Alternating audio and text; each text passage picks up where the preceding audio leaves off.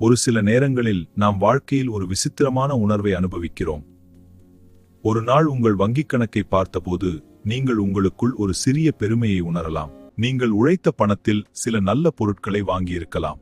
புதிய mobile phone, அழகான ஆடைகள், விலையுயர்ந்த கடிகாரம், வார இறுதிகளில் நல்ல ஹோட்டல்களில் உணவு. இவை அனைத்தும் வெளியிலிருந்து பார்க்கும்போது வாழ்க்கை நன்றாக நடக்கிறது என்ற உணர்வை தரும். ஆனால் அதே நேரத்தில் நீங்கள் ஒரு அமைதியான இரவு நேரத்தில் கண்ணாடியின் முன் நின்று உங்களை பார்த்தபோது உங்கள் உள்ளத்தின் ஆழத்தில் ஒரு விசித்திரமான வெறுமை மெதுவாக எழ ஆரம்பிக்கும். அந்த வெறுமை ஒரு கேள்வியை கேட்கத் தொடங்கும். நான் உண்மையில் வளர்கிறேனா? நான் உண்மையில் என்னை மேம்படுத்திக் கொண்டிருக்கிறேனா? அல்லது நான் வாங்கும் பொருட்கள் மட்டும் அதிகரிக்கிறது, ஆனால் நான் என்ற மனிதன் அதே இடத்தில் நிற்கிறேனா என்ற கேள்வி தோன்றும். வாழ்க்கையின் மிகப்பெரிய உண்மை என்னவென்றால், நாம் வாங்கும் பெரும்பாலான பொருட்கள் காலத்தோடு அதன் மதிப்பை இழந்துவிடும். இன்று மிகவும் புதிதாக தோன்றும் ஒரு போன் 2 வருடங்களில் பழையதாகிவிடும்.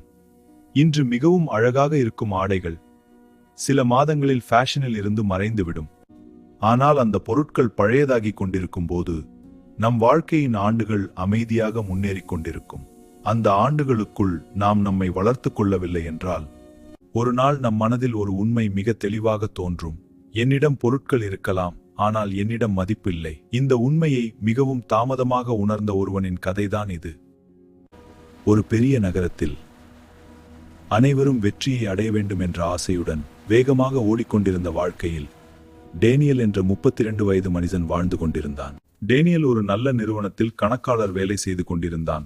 அவன் சம்பளம் மிகப்பெரியதாக இல்லை, ஆனால் வாழ்க்கையை சுமாராகவும் வசதியாகவும் நடத்துவதற்கு போதுமானதாக இருந்தது. ஒவ்வொரு மாதமும் அவன் வாழ்க்கை ஒரே மாதிரியான ஒரு முறையில் நடந்து கொண்டே இருந்தது. முதலில் அவன் அவசியமான செலவுகளை செலுத்துவான். பிறகு சிறிது பணத்தை சேமிப்பான். அதன் பிறகு மீதமுள்ள பணத்தை அவன் தன்னை வெற்றிகரமான மனிதன் என்று உணர செய்யும் பொருட்களில் செலவு செய்வான். ஒரு மாதம் ஒரு புதிய கடிகாரம் வாங்குவான். மற்றொரு மாதம் ஒரு விலையுயர்ந்த ஸ்மார்ட் போன் வாங்குவான். வார இறுதிகளில் நண்பர்களுடன் நல்ல ரெஸ்டாரண்ட்களில் சாப்பிடுவான். அவன் அபார்ட்மெண்ட் அழகான பொருட்களால் நிரம்பியிருந்தது. அவன் அலமாரி நிறைய ஆடைகளால் நிரம்பியிருந்தது. அவன் வங்கிக் கணக்கிலும் சிறிய அளவு சேமிப்பு இருந்தது.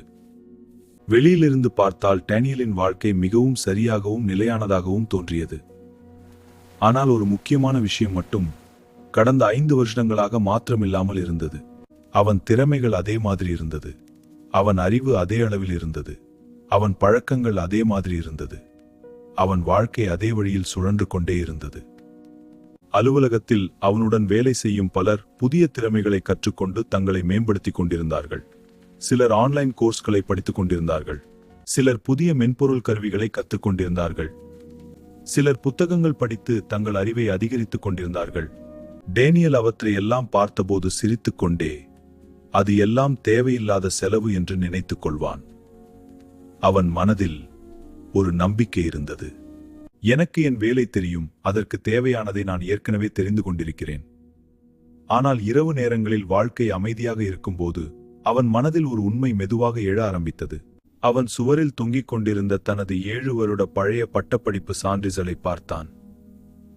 அவன் புத்தக அலமாரியை பார்த்தான். அதில் இருந்த புத்தகங்கள் எல்லாம் அவன் கல்லூரி காலத்தில் பயன்படுத்திய பழைய பாடப்புத்தகங்கள் தான். அவன் கண்ணாடியின் முன் நின்று தன்னையே பார்த்தபோது ஒரு கேள்வி அவன் மனதை துளைத்தது. நாளை நான் இந்த வேலையை இழந்துவிட்டால் என்னிடம் என்ன இருக்கிறது? என்னை யார் வேலைக்கு எடுப்பார்கள்? அந்த கேள்விக்கு அவனிடம் தெளிவான பதில் இல்லை. அந்த நேரத்தில் அவன் ஒரு பயங்கரமான உண்மையை புரிந்து கொண்டான். அவன் நிறுவனத்தின் பெயர் இல்லாமல் அவன் தனிப்பட்ட மதிப்பை நிரூபிக்கக்கூடிய எந்த திறமையும் வளர்த்து கொள்ளவில்லை. அவன் எளிதில் மாற்றப்படக்கூடிய மனிதன். அவன் சாதாரணமான மனிதன். அந்த உண்மை அவன் மனதில் ஒரு கனமான உணர்வை ஏற்படுத்தியது. ஒரு நாள் அலுவலகத்தில் ஒரு பெரிய அறிவிப்பு வெளியானது. ஒரு உயர்ந்த பதவி காலியாக இருந்தது. அந்த பதவிக்கு இரட்டிப்பு சம்பளமும் அதிக பொறுப்பும் இருந்தது. டேனியல் அந்த வாய்ப்பு தனது வாழ்க்கையை மாற்றும் என்று நினைத்தான். அவன் 5 வருடங்களாக அந்த நிறுவனத்தில் வேலை செய்து கொண்டிருந்தான். அவனுக்கு அந்த பதவி கிடைக்கும் என்று அவன் நம்பிக்கையுடன் இருந்தான். ஆனால் அறிவிப்பு வந்தபோது அந்த பதவிக்கு தேர்வு செய்யப்பட்டவர் டேனியல் இல்லை. அது கெவின் என்ற 26 வயது இளைஞன். அவன் டேனியலை விட 3 வயது இளையவன். மேலும் அந்த நிறுவனத்தில் வேலை பார்த்து 2 வருடங்கள் தான் ஆகிறது. அனைவரும் கைத்தட்டி கொண்டிருக்கும் போது டேனியல் அமைதியாக உட்கார்ந்து கொண்டிருந்தான். மேலாளர் சொன்ன வார்த்தைகள் அவன் மனதில் மின்னல் போல தாக்கின. கெவின் தனது வளர்ச்சியில் தொடர்ந்து முதலீடு செய்துள்ளார். அவர் புதிய சான்றிதழ்கள் பெற்றுள்ளார், புதிய திறமைகள் கற்றுள்ளார், மேலும் நிறுவனக்கு புதுமையான தீர்வுகளை கொண்டு வந்துள்ளார். அதனால் இந்த பதவிக்கு அவர் தேர்வு செய்யப்பட்டுள்ளார். அந்த ஒரு தருணம் டேனியலின் வாழ்க்கையை முழுமையாக மாற்றியது. அந்த நாள் இரவு அவன் ஒரு உண்மையை தெளிவாக புரிந்து கொண்டான்.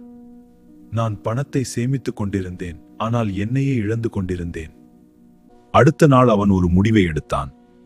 இனி அவன் பணத்தை மதிப்பு குறையும் பொருட்களில் செலவு செய்ய மாட்டான். அதற்கு பதிலாக அவன் தன்னையே வளர்க்கும் முதலீடுகளை செய்ய ஆரம்பிப்பான். அவன் புதிய திறமைகளை கற்றுக்கொள்ள ஆரம்பித்தான், புத்தகங்களை படிக்க ஆரம்பித்தான், உடல் ஆரோக்கியத்தை கவனிக்க ஆரம்பித்தான், புதிய மனிதர்களை சந்தித்து நெட்வொர்க் உருவாக்க ஆரம்பித்தான்.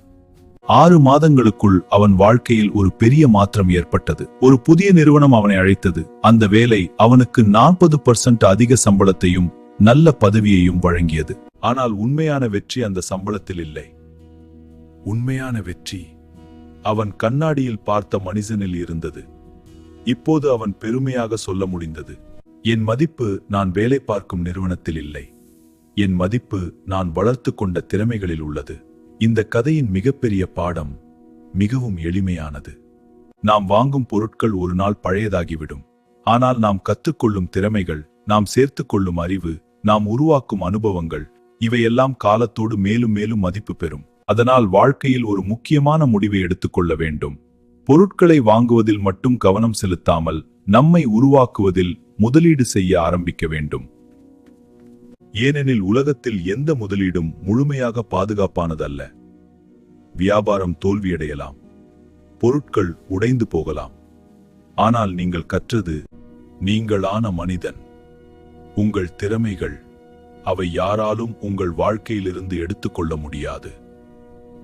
எனவே நினைவில் வைத்துக் கொள்ளுங்கள், உங்கள் வாழ்க்கையின் மிகப்பெரிய சொத்து உங்கள் வங்கிக் கணக்கில் இருக்கும் பணம் அல்ல, அது கண்ணாடியில் உங்களை பார்த்து கொண்டிருக்கும் அந்த மனிதன்தான். அந்த மனிதனை வளர்த்துக் கொள்ளுங்கள், அந்த மனிதனில் முதலீடு செய்யுங்கள்.